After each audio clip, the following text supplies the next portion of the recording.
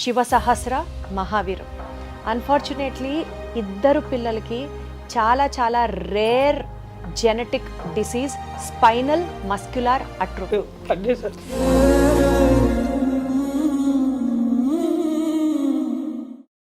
చేసే అన్ని programmes commercial angle నుంచే చేయకపోవచ్చు, చేసే అన్ని ప్రోగ్రామ్స్ ఎంటర్టైన్మెంట్ అనే ఒక జానర్కి మాత్రమే చెందినవి కాకపోవచ్చు. ఇప్పుడు ఈ చేసే ప్రోగ్రామ్ నిజంగా నేను కూడా ఒక సోషల్ రెస్పాన్సిబిలిటీతో ఒక కాజ్ కోసం టేకప్ చేస్తున్నటువంటి ఎపిసోడ్ అండ్ చాలా హ్యాపీగా ఉంది. ఫస్ట్ ఆఫ్ ఆల్ ఐ డ్రీమ్లో ఇంతటి సోషల్ రెస్పాన్సిబిలిటీ హ్యాండ్ ఓవర్ చేసుకొని ఎలా అయినా సరే ఈ పిల్లలకి మేము సైతం ఉంటాము అని నిలబడబోతోంది. కాబట్టి నేను మాట్లాడుతున్నాను నా ఎదురుగా ఉన్న కృష్ణవేణి అండ్ కళ్యాణ్ గారుల గురించి. ఇద్దరు పిల్లలు, పాపకి ఏమో ఎంత అండి వయసు ఇప్పుడు మొన్న 6 బర్త్డే అయింది, 7th ఇయర్ నడుస్తోంది. బాబు జస్ట్ 3 years ఓల్డ్. శివ సహస్ర మహావీరం. అన్ఫార్చునేట్లీ ఇద్దరు పిల్లలకి చాలా rare genetic disease spinal మస్క్యులార్ atrophy. ఈ ప్రాబ్లంతో ఇద్దరు పిల్లలు బాధపడుతున్నారు. ఇది ఎంత ప్రమాదకరమైన వ్యాధో, చాలా రేర్ డిసీజ్. అండ్ ఒక ర్యాపిడో డ్రైవర్గా ఉంటున్నటువంటి కళ్యాణ్ గారికి ఇద్దరు పిల్లలకి ట్రీట్మెంట్ చేయించాలి అని అంటే తలకు మించిన భారం. ఒక్కసారి వాళ్ళ జర్నీలోని విషయాల్ని అడిగి తెలుసుకుందాం. పిల్లలు ఎంతటి కష్టంతో బాధపడుతున్నారు, అసలు వాళ్ళ సిచ్యువేషన్ ఏంటి, ఎంత అవుతుంది ట్రీట్మెంట్కి, మనసుతో విందాం. వీలైతే సాయం చేస్తారు అని మనస్ఫూర్తిగా కోరుకుంటూ ఈ ప్రోగ్రామ్ని చేయడం జరుగుతుంది. కళ్యాణ్ గారు నమస్తే. నమస్కారం మేడం. చెప్పండి కళ్యాణ్ గారు, పాపకి కానీ బాబుకి కానీ అసలు ఈ స్పైనల్ మస్క్యులార్ అట్రోఫీ ఈ డిసీజ్ ఉందని మీకు ఎలా తెలిసింది, ఏం సిచ్యువేషన్స్ ఫేస్ చేశారు, మీ జర్నీ ఒకసారి చెప్పండి. మేడం అందరిలాగానే మేము కూడా మేడం, నాకు పాప పుట్టినప్పుడు ఏంటంటే అందరి పిల్లల్లాగానే 3 years వరకు నడిచింది, లేచింది, అంతానే బాగుంది. సో 3 years తర్వాత ఏంటంటే పాప లేస్తూ పడిపోవడం, లైక్ మన ముసలి వాళ్ళు ఎలా లేస్తారో అలా లేవడం, అవన్నీ గమనించి నేను హాస్పిటల్ దగ్గర తీసుకెళ్ళాను మేడం. సో డాక్టర్లు ఏమన్నారంటే సో కాల్షియం లోపము ఇంకేదో అని చెప్పారు, కానీ సో ఈ ఉన్న డిసీజ్ ఏం చెప్పలేదు. సో అక్కడి నుంచి డైరెక్ట్ నేను రెయిన్బో హాస్పిటల్కి నిమ్స్లోకి రెండింటికి వెళ్ళాను మేడం. సో అప్పటికి బాబు వచ్చేసి 9 months 8 months ప్రెగ్నెంట్ మా మిస్సెస్. సో అక్కడ డయాగ్నోస్ చేయించినప్పుడు ఏంటంటే డయాగ్నోస్లో SMA అని చెప్పేసి అన్నారు మేడం. SMA అంటే ఏందో మాకు తెలియని పరిస్థితి, అసలు అలాంటి వ్యాధి ఉందన్న సంగతి కూడా మాకు తెలియదు మేడం. దానివల్ల ఏంటంటే పిల్లలు ఎక్కువ రోజులు బతకరని చెప్తున్నారు మేడం. అవునా? ఎక్కువ రోజులు అంటే లైక్ లేస్తూ పడిపోవడం. సో తలలాంటి పిల్లల్ని కొంతమంది చూపించారు, వాళ్ళ హిస్టరీ చెప్పారు. ఎట్లా అంటే 1 year వరకు కూడా బతకలేని పిల్లలు కూడా ఉన్నారు మేడం. సో ఇది ఏందో ఎందుకంటే పాప type 3 అని చెప్పేసి అన్నారు. ప్రస్తుతానికి నడుస్తుంది. సో నడుస్తూ పడిపోవడం చేయడం ఇవన్నీ జరిగింది. డాక్టర్ దగ్గర ఏమన్నారంటే వీళ్ళకు ఇప్పటివరకు ట్రీట్మెంట్ అనేది ఏం లేదు అబ్బా, ఇప్పుడు 1.5-2 years కింద ఒక 2 మెడిసిన్స్ లాంచ్ అయ్యాయి. ఒకటేమో జోల్జెస్మా అనే ఇంజెక్షన్ 16 కోట్లు ఉందని చెప్పేసి అన్నారు. 16 కోట్ల ఇంజెక్షన్? మాటిన వరకు అసలు నాకు ఏం చేయాలో అర్థం కాలేదు. 16 కోట్ల ఇంజెక్షన్ అసలు నా ఆలోచనకే అందలేనిది పదం మేడం. ఇన్ని రోజులు ట్రీట్మెంట్ లేదని బాధ, ఇప్పుడు ట్రీట్మెంట్ వచ్చినా కానీ మేము అసలుకి సంతోషపడాలనో బాధపడాలనో కూడా మాకు అర్థం కావట్లేదు. సో అదే టైంలో బాబుకు టెస్ట్ చేయమని చెప్పారు. సో డాక్టర్లే చెప్పారా? డాక్టర్లే సజెషన్ చేశారు మేడం. డాక్టర్లు బాబుకు చేయమంటే బాబు కూడా సేమ్ డిసీజ్ అని చెప్తున్నారు. ఏం చేయాలని పరిస్థితి మేడం అది. ఇటు ఈ డిసీజ్ ఉందని చెప్పాలా, లేకపోతే రోజు గడవడమే కష్టం అయిపోతుంది. ఏం చేస్తూ ఉంటారు మీరు? నేను ఒక ప్రైవేట్ జాబ్ చేసుకుంటూ మధ్యలో ర్యాపిడో కొడుతున్నాను మేడం. ఎందుకంటే ఏం వెళ్ళట్లేదు. పిల్లలకు జ్వరం వచ్చిందంటే రాత్రి జ్వరం వచ్చిందంటే ఎక్కడికి వెళ్ళాలని పరిస్థితి నాది. సో వాళ్ళకి మెడిసిన్ ఇవి, ఇంకేమైనా జ్వరం వచ్చింది ఇంకేమైనా టెస్టులు చేయాలంటే ఆ టెస్ట్లో ఉన్న అమౌంట్ టెస్టులకే సరిపోతుంది మేడం. నేను ఇంట్లో ఏం తింటున్నానో ఏమో అసలు నాకు కూడా అర్థం అవ్వట్లేదు. ఒకరోజు ఉపవాసం ఉండాల్సి వస్తుంది. అయ్యో, అలాంటి పరిస్థితి ఉంది మేడం అది. సో బేసికల్గా స్పైనల్ మస్క్యులార్ అట్రోఫీ అనేది ఒక rarest of the rarest disease. అంటే వీళ్ళ గురించి తెలుసుకున్న తర్వాత ఈ జబ్బు గురించి నేను తెలుసుకున్న ఇన్ఫర్మేషన్ ప్రకారం బ్రెయిన్ అండ్ స్పైనల్ కార్డ్ దగ్గర నుంచి వచ్చే సిగ్నల్స్ ఏవైతే ఉంటాయో మన బాడీలో ప్రతి మూవ్మెంట్కి కూడా హెల్ప్ చేసేటువంటి మోటార్ న్యూరాన్స్ ఎఫెక్ట్ అవుతాయి. దీనివల్ల బాడీ మూవ్మెంట్ కానీ hands, legs, lungs, whatever any moment system effect అవ్వడంతో పాటు కమ్యూనికేషన్, రిఫ్లెక్సెస్, అంటే ఇప్పుడు సపోజ్ ఒక వేడి ఆబ్జెక్ట్ పట్టుకుంటే మనకు తెలియకుండానే రిఫ్లెక్స్ ఇట్లా చేయి తీసేస్తాం. పాపం వాళ్ళకి అట్లా పనిచేయదు, అన్నీ వీక్గా ఉంటాయి, కంటిన్యూస్గా మజిల్ వేస్టింగ్ జరుగుతూ ఉంటుంది. అండ్ అన్నిటికంటే మోస్ట్ అన్ఫార్చునేట్ థింగ్, ఇందులో టైప్స్ ఉంటాయి, type 1, type 2, type 3. Type 1, type 2 కన్నా ఇందాక ఆ తండ్రి చెప్పినట్లుగా పాప టైప్ 3 స్థితిలో ఉంది. అంటే ఇది ప్రాణాంతకమైన వ్యాధి ఒకవేళ ట్రీట్ చేయకపోతే, ఇది డాక్టర్లు చెప్తున్నమాట. మరి ట్రీట్మెంట్ చేయాలి అని అంటే 16 కోట్ల ఇంజెక్షను ఒక పాపకే చేయించాలా, బాబుకు చేయించాలా, జీవితాంతం ఒకటి చేస్తే సరిపోతుందా? ఈ ప్రశ్నలన్నిటికీ సమాధానం అన్నది మాత్రం దొరకదు. అమ్మ, పాపలో ఈ ప్రాబ్లం ఉందని మీరు ఎలా తెలుసుకున్నారమ్మా అసలు? అంటే పాప మంచిగానే ఉండే 2.5 సంవత్సరాల వరకు. తర్వాత మెల్లమెల్ల నడుస్తూ నడుస్తూ ఊకే వంగుతుంది. అంటే కూర్చుంటే లేవలేకపోతుంది ఆ పాప. థర్డ్ బర్త్డే అయ్యే వరకు మొత్తం మోచే మీద చేయి లేపి పెట్టుకొని నడుము ఇట్లా లేపి, ముసలి వాళ్ళు ఎట్లా లేస్తారు పండు ముసలోళ్ళు అట్లా లేవడం స్టార్ట్ అయింది. అయితే హాస్పిటల్లో తీసుకెళ్తే కాలుష్యం లోపం అంటే ఎగ్గు పాలు పెట్టండి అమ్మ తగ్గుతుంది అంతే అనేసి అన్నారు. అప్పుడు తెలియదు కదా. సరే అనేసి అట్లా వెళ్ళినాం. 3-4 హాస్పిటల్కి వెళ్ళినాం, కానీ 3 నెలల వరకు కూడా ఇంకెక్కువైంది, కానీ ఇంప్రూవ్మెంట్ తక్కువ కాలే. మళ్ళీ ఈ డెలివరీ టైంలో పాపను చూపించాలనేసి అంటే ఆ డాక్టర్ అన్నాడు, ఎక్కడికి తిప్పకండి అమ్మ, మీరు నిమ్స్కి వెళ్ళిపోండి. నేను డెలివరీ అని బాబు మేము అక్కడనే ఉన్నాం. మళ్ళీ మా అక్క ఉన్నాం, మా ఆయన పట్టుకొని పాప నిమ్స్కి వచ్చారు. నిమ్స్ తర్వాత రెయిన్బో. ఇప్పుడు ఏంటంటే పాప వాళ్ళు ఇప్పుడు ఎన్ని టెస్టులు అవి 12 సంవత్సరాలకి వీల్ చైర్ అని చెప్పారు. మా పాప పరిస్థితి చూసి డాక్టర్స్ అంటే ట్రీట్మెంట్ చేయకపోతే ఒకవేళ చేస్తే ఈ 2 అడుగులైనా వేస్తుంది, చేయకపోతే మాత్రం వీల్ చైర్ అని చెప్పారు. ఇలాంటి పిల్లలు 18, టైప్ 1 వాళ్ళేమో తొందరగా చనిపోతారు. ఇలాంటి పిల్లలు అయితే 18-19 సంవత్సరాలకి చనిపోతారు. మా పాప కూర్చుంటే లేవలేదు, లేస్తే కూర్చోలేదు. మమ్మీ రా వచ్చి లేపు, అందరు మంచిగా ఉన్నారు మమ్మీ, నేను ఎందుకు లేవలేకపోతున్నాను, మస్తు క్వశ్చన్లు వేస్తాయి. అడుగుతుందా పాపం తన తోటి? ఏడుస్తా ఉడితే ఎందుకు ఏడుస్తున్నావు మమ్మీ, నువ్వు నాకు బలమైన తిండి పెట్టు మమ్మీ, నేను మంచిగా అయితే మమ్మీ అంటది మా పాప. తనకు అన్ని విషయాలు తెలుసా అండి? పాపం తనకు ఓపిక లేదని కూడా అర్థం చేసుకుంటే చాలా నాలెడ్జ్. మీరు ఇప్పుడు పడుకుంది లేస్తే ఏ క్వశ్చన్ అడుగు చెప్పడుతుంది. ఆమె ఆమ్నేషన్ ఏముంటాడు, చదువు అంటే ఇష్టం, ఇంట్లో ఉండే అన్నీ చదువుకుందని. ఇప్పుడు ఈ ఇయర్ కొంచెం బయట కూడా తెలియాలని హాఫ్ డే స్కూల్ వేసాను. యూకేజీలో తీసుకున్నారు. అంటే ఏమైనా అలర్జీకి వెళ్తుంది వస్తుంది. అందరికీ బెల్ట్ ఎందుకు పెట్టుకొని వస్తా అంటే నేను చెప్పాను తినకి, పెట్టుకోపోతే ఎక్కువ ప్రాబ్లం అవుతుంది రాది ఇది అనేసి అంటే అదే చెప్తారు తను కూడా. అంటే నాకు కొంచెం నడుము ప్రాబ్లం ఉంది, అందుకే అసలు తనకి ఇట్లా ఉందని కూడా తనకు తెలియదు. నన్ను చదివితే మమ్మీ నేను కలెక్టర్ అవుతా మమ్మీ అని అంటది నా బిడ్డ. కలెక్టర్ చదవాలనుంది పాపం. ఊకంటది ప్రతి ఒక్క స్కూల్ పోయిన వారానికి ఒక్కసారని అంటది నేను బాగా చదువుకుంటా మమ్మీ. అంటే ఇప్పుడు ఆర్థికంగా కొంచెం కష్టమవుతుంది కదా, ఫీజులు కూడా కట్టలేకపోతున్నాం సరిగ్గా అంటది. మేడం నన్ను ఫీజు అడుగుతున్నారు కదా మమ్మీ, నేను మంచిగా చదువుకొని నేను లేని వాళ్ళకు ఇట్లా ఫీజులు అడగకుండా స్కూల్ చేస్తాను మమ్మీ అని చెప్తుంటుంది. తన నాలెడ్జి చాలా ఎంతో పెద్దగా ఆలోచిస్తుంది. మళ్ళీ చిన్న దెబ్బ అయితే ఇబ్బంది అవుతుంది మేడం. టెస్ట్ల కోసము సూదులతో వచ్చారు మేడం. సూదులతో వచ్చి నేను మజిల్ టెస్ట్ కోసం మొత్తం కళ్ళ దగ్గరకు కట్ చేశారు. టెస్ట్ల పేరు మీద నరకం చూసింది మేడం పాప.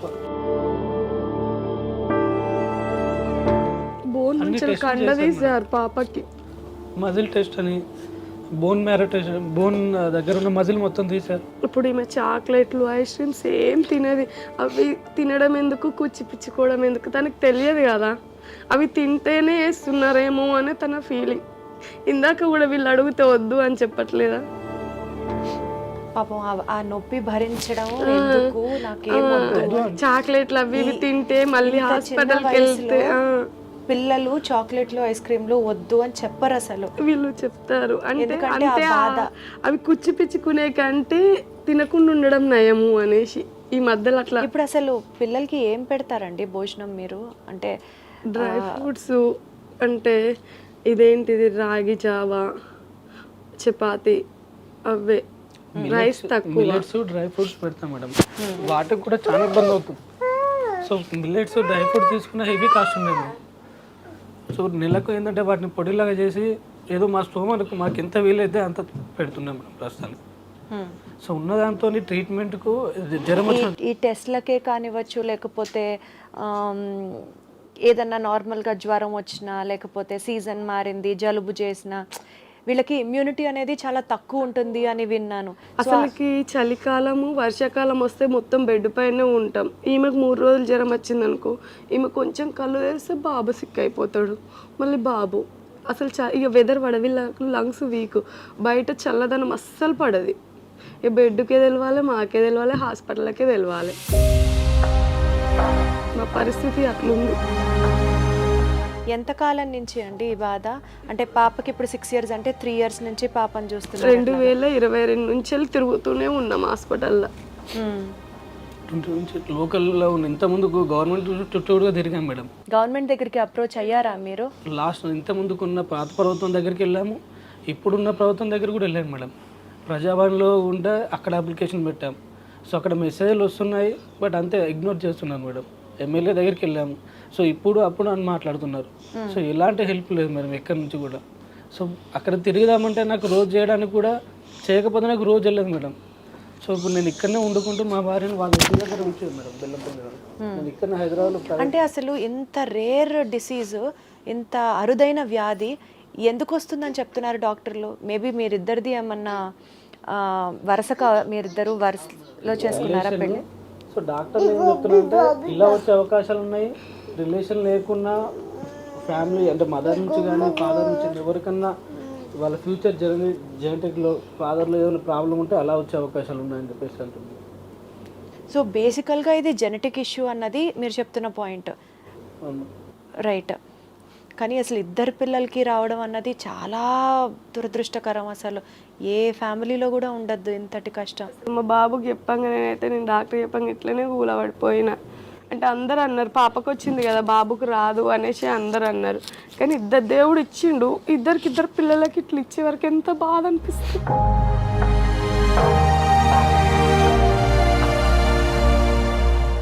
తెలియదు మేడం, అందరు పాపలాగా 2.5 years వరకు ఉందని అలా నడిచింది కదా. సో బాగానే ఉంది అనుకున్నాం. ఏదైనా ప్రాబ్లం ఉంటే అసలు సెకండ్ ఆలోచన ఉండకపోతున్నాం మేడం మాకు.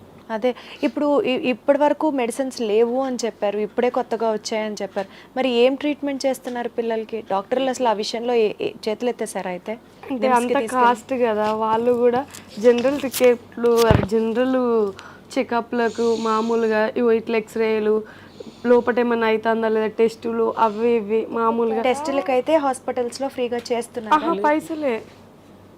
ఇప్పుడు మామూలుగా ఓపీకి వెళ్తాం మేడం, ఓపీకి వెళ్ళి డాక్టర్లు చూస్తారు బేబీ కండిషన్ ఇలానే ఉందా, ఇంకేమైనా మారిందా, ఇంకేమైనా మారితే వాటికి సపోర్టుగా ఏమైనా ఇస్తున్నారు తప్ప కానీ డిసీజ్కి ట్రీట్మెంట్ అంటూ ఏం లేదు మేడం. సో అంత కాస్ట్ కాబట్టి వాళ్ళు కూడా ముందుకు రావట్లేదు. హాస్పిటల్లో నుంచి నిమ్స్ హాస్పిటల్కి వెళ్ళాం మేడం, అక్కడ నుంచి కూడా ఏం లేదు, ఇది గవర్నమెంట్ చేయాల్సింది తప్ప కానీ మేము ఏం చేయలేమని చెప్పేసి అక్కడ కూడా అన్నారు. సో ప్రైవేట్లో ఏదైతే మెడిసిన్ తెచ్చుకోండి వాడండి అని చెప్పేసి. సో ఒక్క జోలియాస్మా ఇంజెక్షన్ 16 కోట్లు అంటే మామూలు వ్యక్తి మేము ఏం చేస్తాం మేడం? అసలు ఆలోచించడానికి కూడా లేదు పదమతి. లైఫ్లో మొత్తంలో 16 కోట్లు పెట్టి ఒక ఇంజెక్షన్. ఇంకోటి కొత్త రోజు అని రెస్టిప్లామ్ అనే సిరప్ ఉంది మేడం. సో అది రోజు వేయాలి. ఒక బాటిల్ వచ్చి 6 lakhs ఉంది మేడం.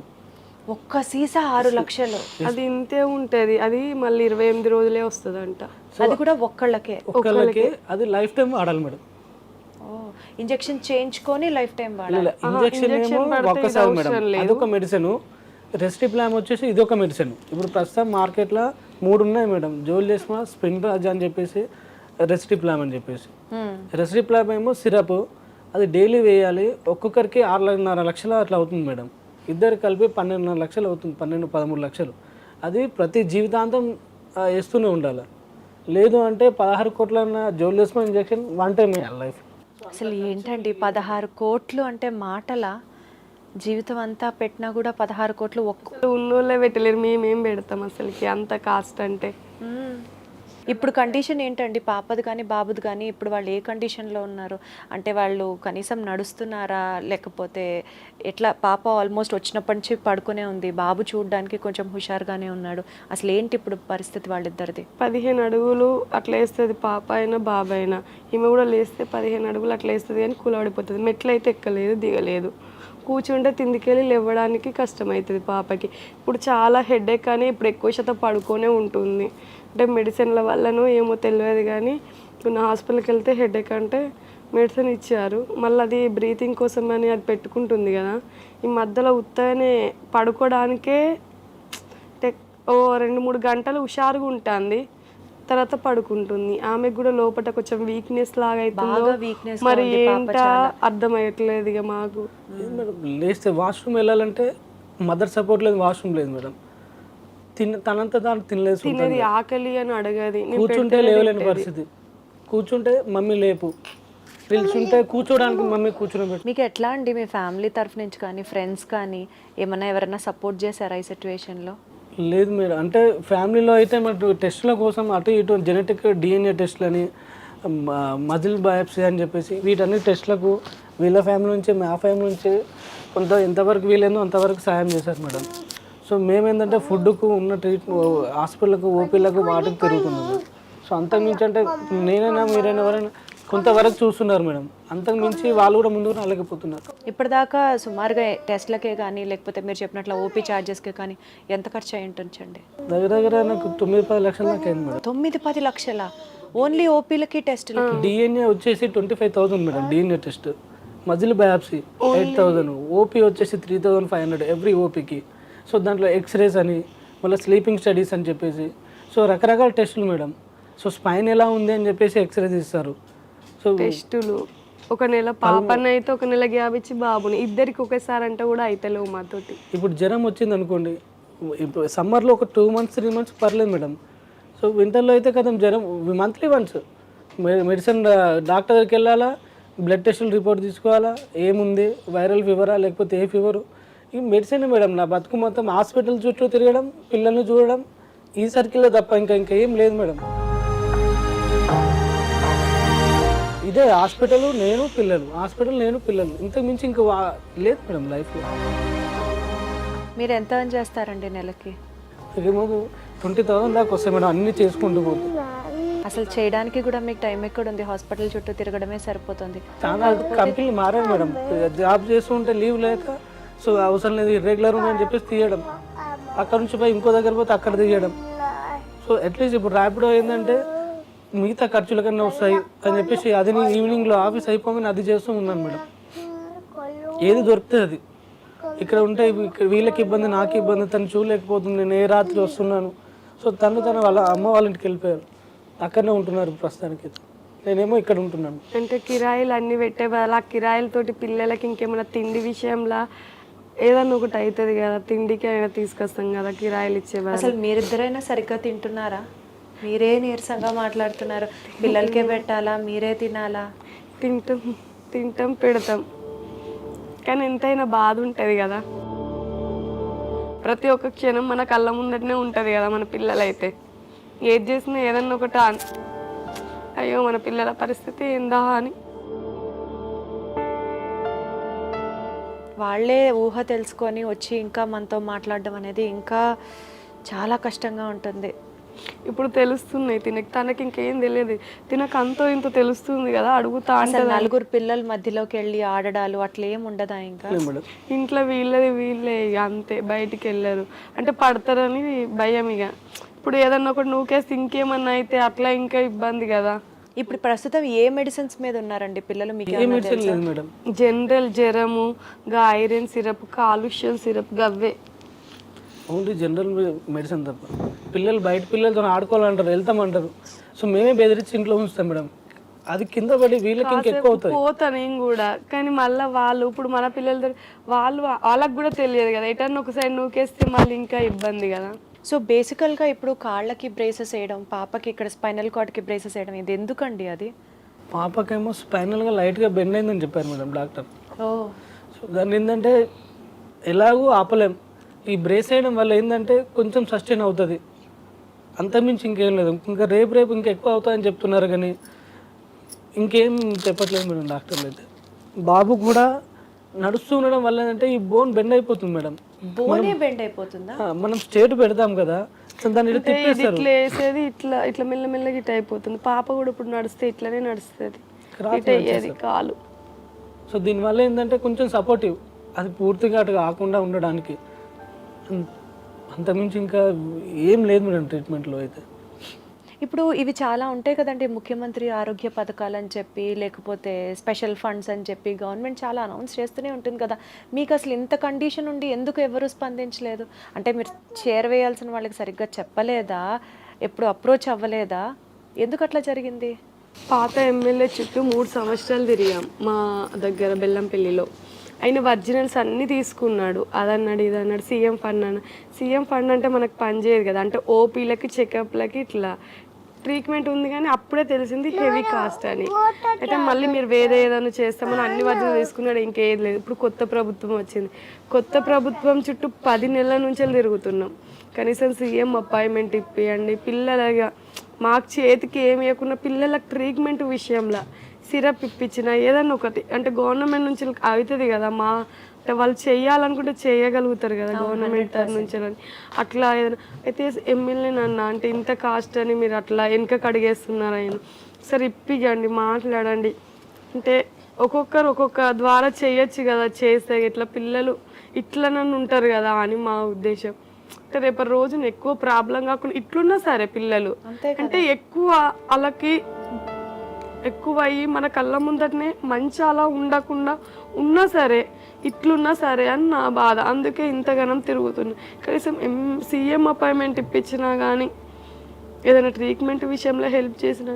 సదరన్ క్యాంప్కి వచ్చింది, సర్టిఫికేట్ ఉంది, కానీ పింఛన్ అయితే లేదు. 2022లో వచ్చింది వీళ్ళకి సదరన్ క్యాంపుది, 2 పిల్లలకు వచ్చింది, కానీ పైన అక్కడ ఇప్పుడు మీకు ఆ పెన్షన్ కూడా రావట్లేదు పిల్లల పేరుతో. అసలు ప్రభుత్వం దగ్గర నుంచి రేషన్ కార్డు కూడా లేదు మాకు ఇప్పటి వరకు. కొత్త రేషన్ కార్డు ఉన్నప్పుడు దానికి 3 సార్లు అప్లికేషన్ పెట్టినాం, కానీ ఇంతవరకు కూడా రేషన్ కార్డు కూడా రాలే. నిమ్స్లో రేషన్ కార్డు ఉంటే ఎంతో కొంత ఫీజు ఉండదు కదా, అంటే ఓపీ ఫీజు అట్లా కూడా లేదు మాకు. రేషన్ మీరు ప్రాపర్గా 3,500 రూపాయలు కట్టి ఓపీ చూపించుకుంటున్నారు అంతే. మీరు ఏం చదువుకున్నారండి? ఓపెన్ డిగ్రీలో గ్రాడ్యుయేట్ చేశాను మేడం. సో దాంతో నుంచి ప్రైవేట్లో నేను చేస్తున్నాను. మీరేం చదువుకున్నారమ్మా? నా 10th అయిపోయింది, నర్సింగ్ చేశాను, కానీ ఇప్పుడు పిల్లలతోటే అవుతుంది. రైట్.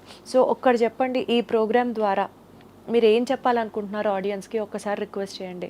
నాకు తెలిసి వీళ్ళు ఇచ్చిన రిపోర్ట్స్ ప్రకారం, వీళ్ళు మాట్లాడుతున్న దాని ప్రకారం ఇవన్నీ చాలా ఒథెంటికేటెడ్ రిపోర్ట్సే.